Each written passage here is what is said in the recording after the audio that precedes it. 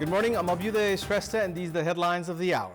It's International Yoga Day today. Attraction toward yoga for a healthy lifestyle also increases in Nepal. Prime Minister Pushpa Kamal Dahal says Nepal can be a destination for studies related to yoga. The government compelled to pay hefty sum of loan installments as the Pokhara and Gautam Buddha International Airports failed to generate adequate revenue. A Delhi court grants bail to Delhi Chief Minister Kejriwal in a money laundering case linked to a now scrapped excise policy. Kejriwal to be released from Tihar jail today after paying a bail of 100,000 rupees. And Australia defeat Bangladesh by 28 runs under the Duckworth-Lewis method in the T20 World Cup Super 8 clash as rain interrupts play. It's International Yoga Day today. The day is being observed worldwide today with the slogan Yoga for Self and Society. International Yoga Day, which serves as a global platform to raise awareness about the manifold benefits of practicing yoga, has been celebrated annually on 21st of June since the past 10 years. As yoga exercises have shown significant benefits for physical and mental well-being, it was considered important by the United Nations to globally promote this wellness practice, which originated in ancient India. International Yoga Day is also being observed in Nepal today by organizing various programs. Around 1,000 people gathered at Naranchor Naksal in Kathmandu this morning and performed yoga exercises. Meanwhile, a yoga event was organized in Lumbini, the birthplace of Buddha, to observe the International Yoga Day.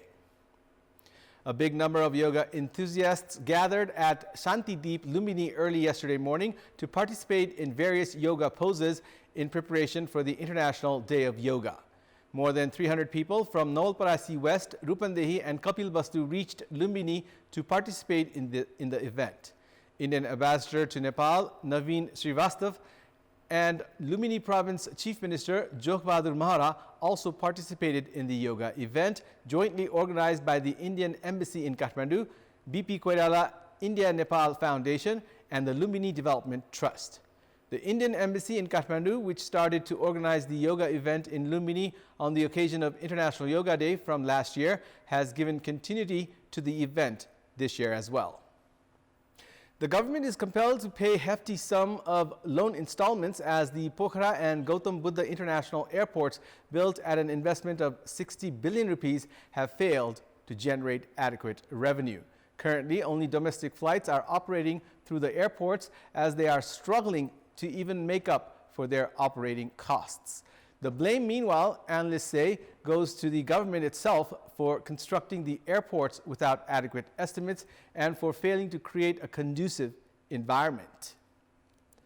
Based on the agreement with the Chinese government for the Pokhara International Airport, the Nepal government has to pay Exim Bank loan installments of 954.5 million rupees every 6 months.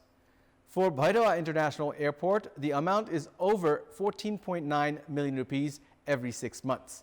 However, the revenue of both the airports is nowhere near the installment amount. As a result, the government is paying it off the state coffers. Meanwhile, it has been understood the government is urging the Chinese government to turn the loan for Pokhara Airport into grant and has not paid the installment for some time. In the case of Abheudaya Airport, the Civil Aviation Authority of Nepal is using its own revenue for the installments. However, eventually, the burden is for the general public to bear, as the government is yet to prepare a plan to fully operate the airports. For some time in the beginning, Jazeera Airways operated in the Abheudaya Airport. However, they stopped their flights after it had to be diverted due to bad weather and due to lack of implementation of the Instrument Landing System, ILS. The plan to operate Nepal Airlines flight from Kuala Lumpur to Abheudaya and Himalaya Airlines flight from Abheudaya to Kuala Lumpur have also been irregular. In Pokhara Airport, the plans to operate Bhutan Air and Bangladesh's Air Astra has also been limited to papers. The Pokhara Airport, built at an investment of 24 billion rupees, only managed to earn 180 million rupees last year and 290 million rupees so far this year. The Abheudaya airport managed to earn 370 million rupees last year, which came down to 167.1 million rupees this year.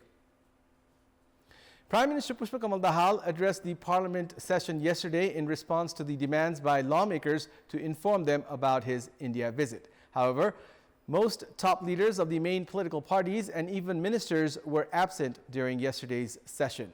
Premier Dahal said the absence had dented the Parliament's dignity.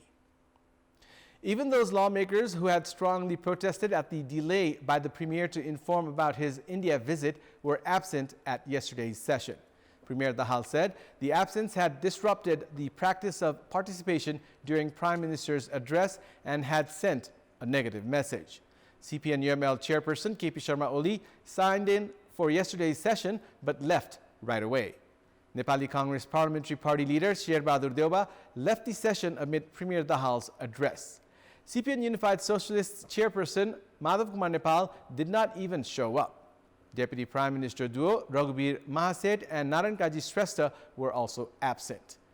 Opposition leaders Rajendra Lingden, Mahanta Thakur and Upendra Yadav, among others, were also absent.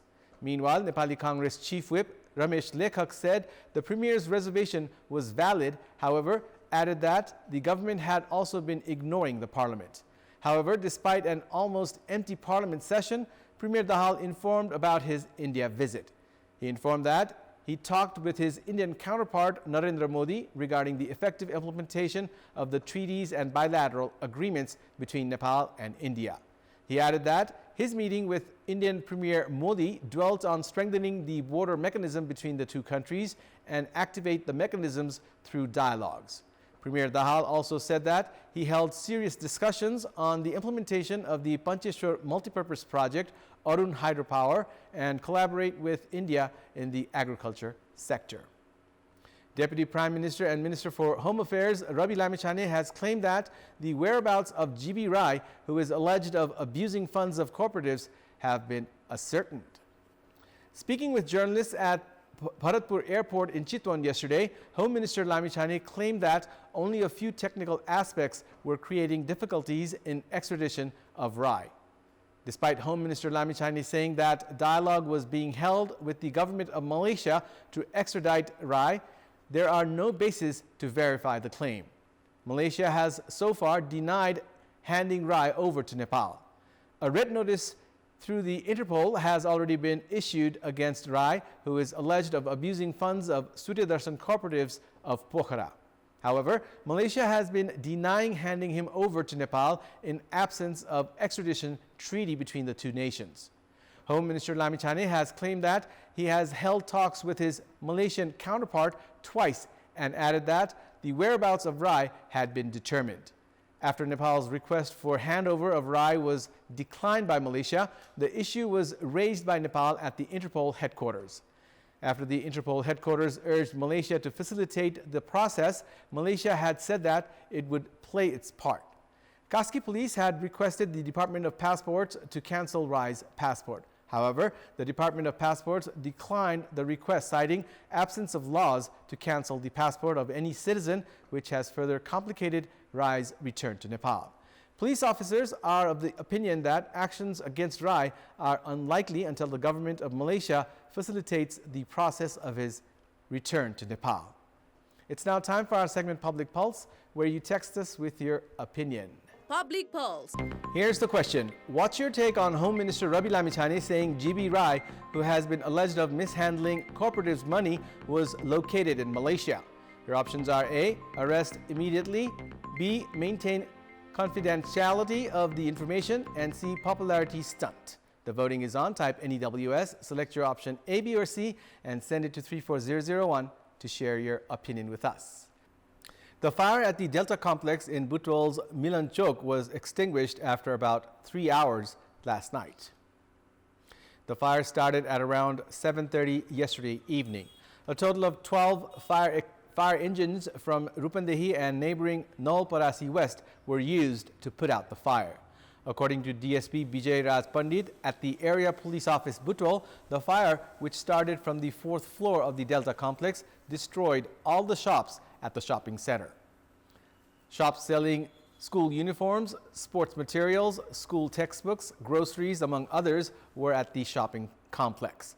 Police informed that there was no human casualty and the physical damages caused by the fire will be ascertained after collecting detailed information. In our Public Voice segment, we had asked people in several provinces how has the condition of roads around them been now that the monsoon season has kicked off. Let's take a look at what they had to say.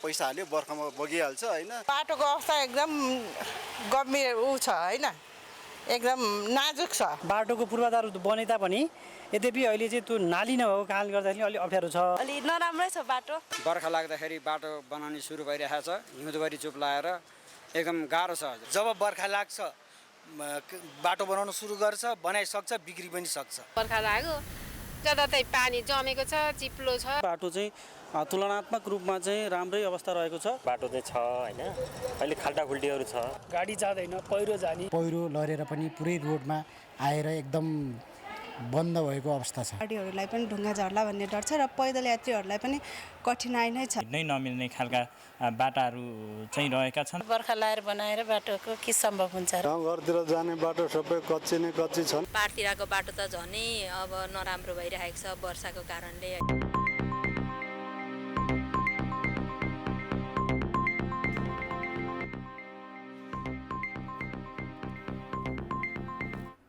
Delhi Chief Minister Arvind Kejriwal is scheduled to be released from jail today after Delhi court granted bail to him yesterday in a money laundering case linked to a now scrapped excise policy. Delhi's Rouse Avenue District Court yesterday directed to release Chief Minister Kejriwal on a bail of 100,000 rupees. He was arrested by the Enforcement Directorate in a money laundering case linked to the liquor policy. The court also imposed certain conditions before granting Kejriwal the relief, including that he will not try to hamper the investigation or influence the witnesses. The Enforcement Directorate requested the court to grant the probe agency 48 hours to accept bail bonds so that order can be challenged in the higher court. Special Judge Bindu, however, clarified that there was no stay on the bail order. That's all for the moment. Thank you for watching. Have a good day.